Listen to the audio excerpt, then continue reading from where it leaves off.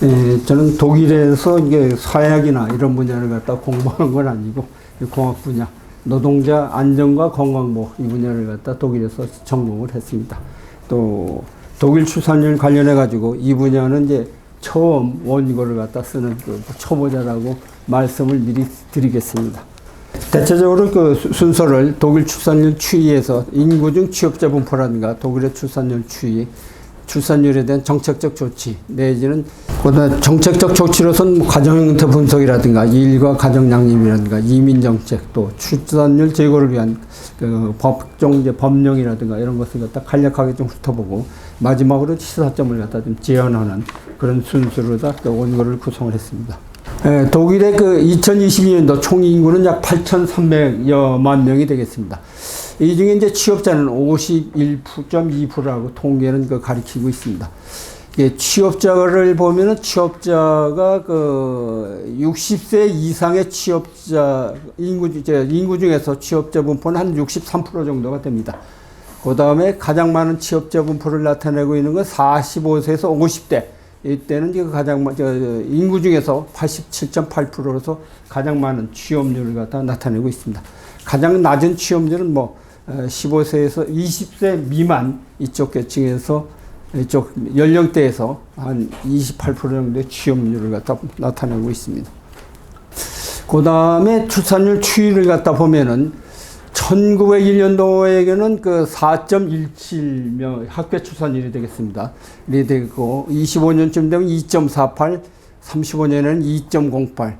여기까지만 말씀드리면 그 이미 농경사회에서 20년대 들어가면 산업사회로 획기적으로 이제 변화된 그런 것을 갖다 볼 수가 있습니다. 사회적 경제적인 기본 프레임이 변화를 갖다 했고, 그 다음에 인구의 생성적 행동의 근본적인 변화가 나타나기 시작한 게 이미 이때부터 나타나기 시작됐다고 보겠습니다.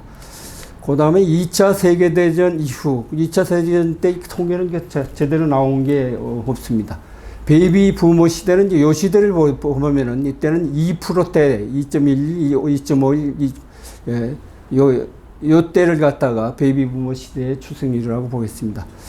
그 다음에 이후 여러 가지 의학적인이라든가 사회 환경, 생활 환경이 좋아지고 어린이 사망이 감소하고 기대 수명이 증가함에도 불구하고 학교 출산율은 늘어나질 갖다 않고 있습니다. 70년대 중반부터는 이미 베이비 부모 세대 그 이후에 다른 세대들이 새로운 세대들이 학교 출산율을 보면 1.2, 1.3 이 정도가 되겠습니다. 그래서 이제 90년대 후반부터 독일에서는 독일 의회를 중심으로 해가지고 출생률을 갖다 높이기 위해서 어떤 정책을 갖다 세워야 하는가 이런 것을 갖다 본격적으로 논의를 하기 시작을 합니다. 2010년 이때부터는 1.39, 2.4, 2012년부터 1.4%대를 다 증가를 하고 정부의 정책적인 그 노력에 의해서 그 다음에 이제 최근에는 1.5, 거의 1.6에 근접하는 그런 자료를 좀 통계를 갖다 볼 수가 있겠습니다. 출산인에 대한 그 정책적 그 조치를 갖다 보면 예를 들어서 육아수당이라든가 육아휴직 이런 것에 대한 것이 있습니다. 그 다음에 여기서는 그 아동수당이라든가 자녀세액공제 내용은 다음에 조금 자세하게 설명을 드리겠습니다.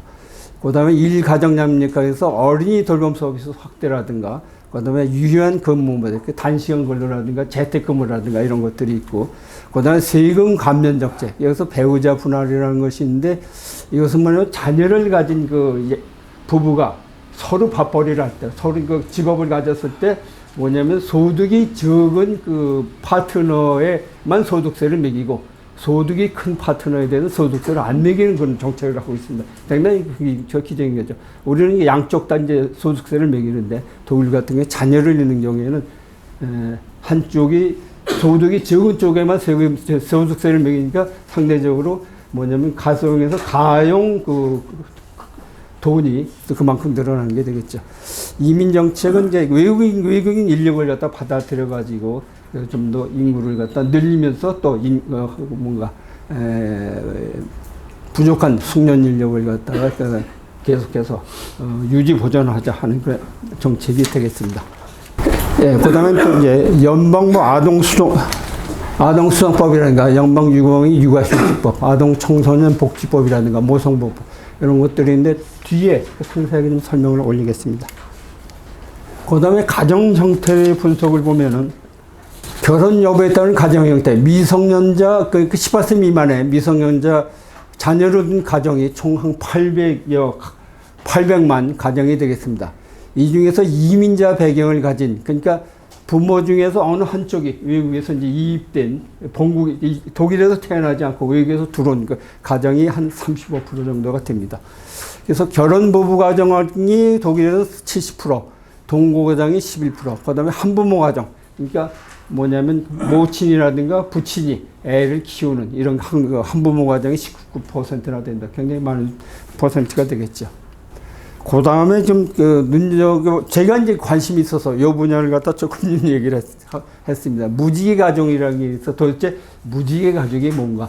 또 제가 뭐 퀴어 축제라고 해가지고 퀴어 축제에 대해서 제가 뭐냐면은 제일 이해를 못했었어요. 그래서 뭐 퀴어가 나오고 그러길래 무지개 가족에 이제 퀴어가 들어가기 때문에 통계적으로 무지개 가족은 동성 커플과 자녀가 함께 사는 가구로 이제 정의를 하고 있습니다. 그래서 뭐 레즈비언이라든가 게이라든가 트랜스젠더라든가 간성이라든가 퀴어의 경우 무지개 가족은 부모 중 적어도 한 명이 트랜스젠더라든가 레즈비언이라든가 게이라든가 양성장애자 또는 퀴어인 가족 이렇게 정의를 하고 있습니다. 이러면서 저는 이해를 했습니다. 2018년 기준에서 동성 커플은 한 6,000쌍, 미성년 자녀가 있는 동성 커플은 4,000쌍, 이래가지고 한 10,000쌍 정도가 여기서 얘기하는 뭔가 무지개 가족에 해당된다고 보겠습니다. 숫자적으로 많지는 않고 전체 가족의 한 0.1% 미만이라고 보겠습니다. 미성년 자녀 수에 따른 가정의 형태를 보면은 18세 미만의 미성년 자녀가 있는 가정이 52% 정도. 그 다음에 2명은 7%, 3명은 9%, 4명 이상인 가정도 3%. 뭐 숫자적으로 볼 때 4명 이상을 애를 키우고 있는 그런 가정들이 꽤 있는 것 같습니다. 그 다음에 가정 형태에 따른 미성년자 거주의 형으로 보면 부부 가정에서 이제 미성년자를 같이 키우고 사는 결혼 부부 가정이 74%, 독일 같은 경우는 좀 높은 숫자라고 보겠죠. 그 다음에 한부모 가정은 16%. 그 다음에 이제 동거 가정. 동거 가정 같은 경우는 어떻게 보면 이제 결혼을 안 하고 같이 사는 그런 가정이라고 볼 수가 있겠죠. 혼인신고를 안 하고, 우리식으로 보면 혼인신고 안 하고 그냥 사는 가정들. 그 다음에 이제 아까 한부모 가정의 비율이 상당히 높았었죠. 19%인가 이렇게 되는데, 독일에서 미성년 자녀와 같이 사는 한부모 가정이 한 170만 가정 정도가 되고, 미성년 자녀와 같이 사는 전체 가정의 한 20% 정도가 한부모 가정이다 하는 그런 얘기입니다. 이 중에 이제 편모 가정이 한 140만 정도, 그 다음에 편부 가정이 한 30만 정도. 남자가 아기를 갖다가 혼자서 이제 같이 키우는, 여성 없이, 여성 파트너 없이 같이 키우는 게 한 30만 정도. 숫자로 볼 땐 모르겠습니다. 우리나라는 통계가 없으니까. 그리고 18세 미만의 미성년자, 플러스 18세 이상 자녀, 결혼하지 않은 게 자녀가 같이 사는 한부모 가정이 한 300만 정도 된다고 통계는 나옵니다.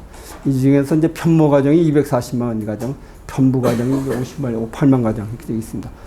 여기서 이제 한부모 가정은 빈곤으로 인해서 가장 큰 영향을 받는 가족 형태다. 그러니까 굉장히 빈곤에 시달리고 있다. 이런 통계가 또 나오게 되겠습니다.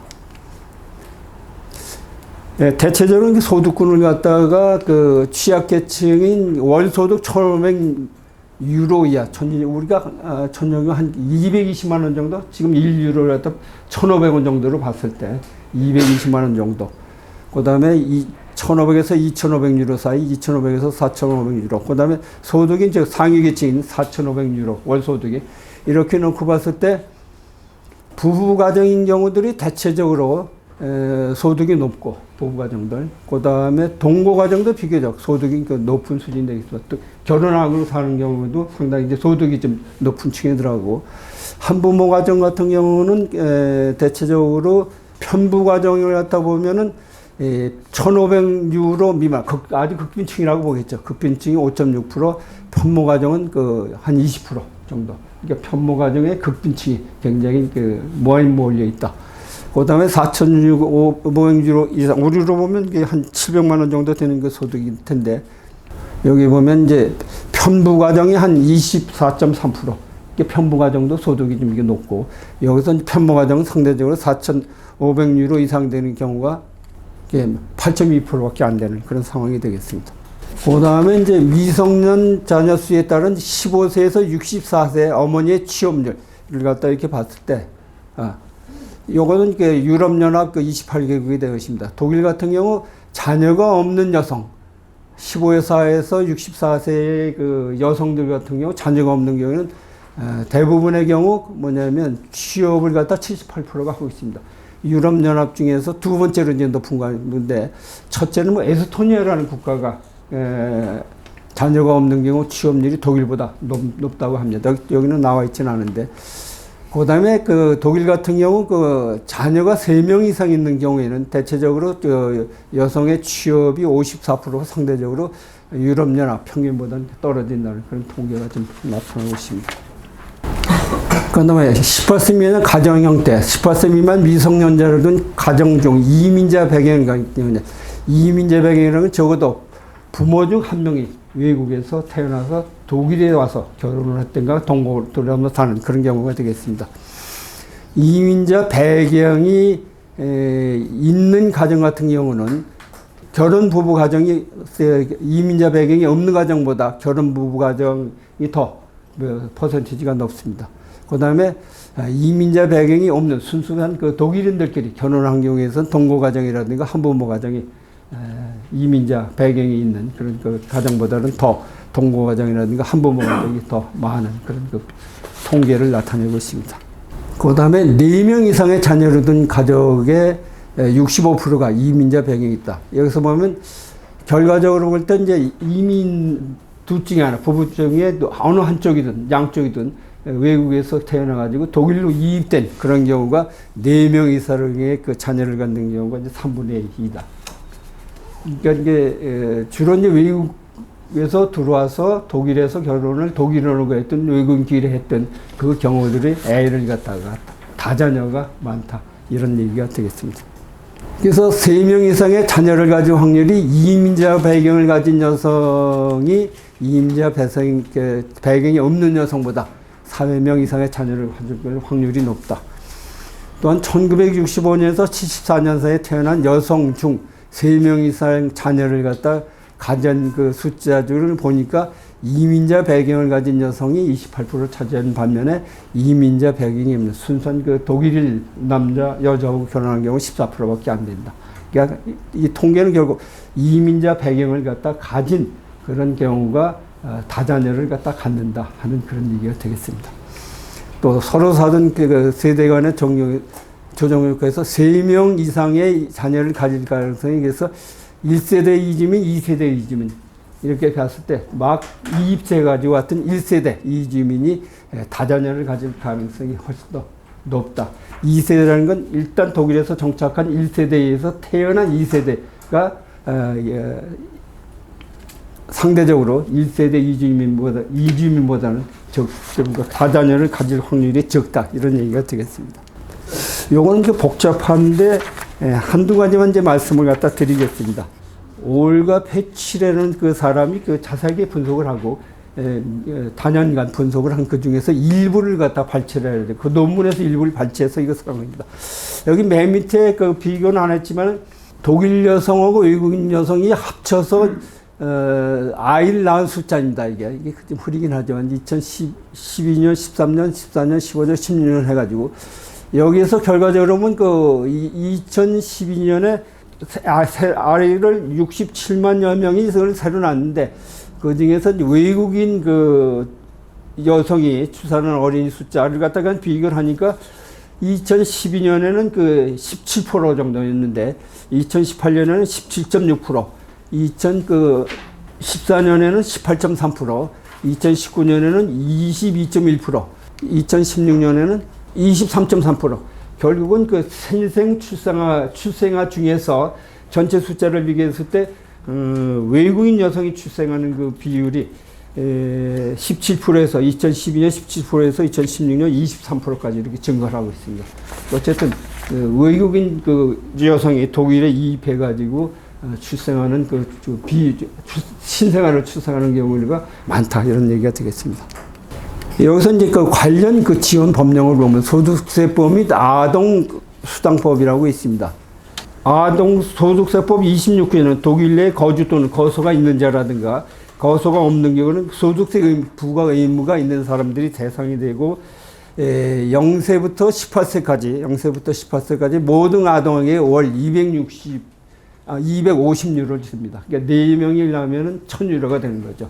1000유로라고 하면은 150만 원인가? 예. 그런 정도로 그러니까 예전 같은 경우는 독일에서 애를 5만 낳으면은 이민자들이 5만 낳으면 기본 기초 생활비는 보장이 된다는 그런 얘기가 있었습니다. 그다음에 특별한 경우는 21세 또는 이수석. 요거는 뭐냐면 아동수상법에 규정이 됩니다. 구직적인 아동이라든지 구직 중인 직업훈련 중인 아동, 양성훈련, 그다음에 뭐 장애 아동 이런 경우에는 25세까지 아동수당을 다 주게 됩니다. 그 다음에 이제 유교가 휴직 기간 중에 이제 기간이 14개월까지가 허용되는데 14개월 동안에 소득의, 기본소득의 67%를 보장합니다. 그리고 경우에 따라서 육아수당 플러스는 부모 중 1명 이상이 15개월째부터 32개월까지 계속해서 육아휴직을 갖다 하면은 육아수당을 갖다 준다는 그런 것입니다. 우리 같은 경우는 이렇게 길진 않죠. 점정을 말씀드리면.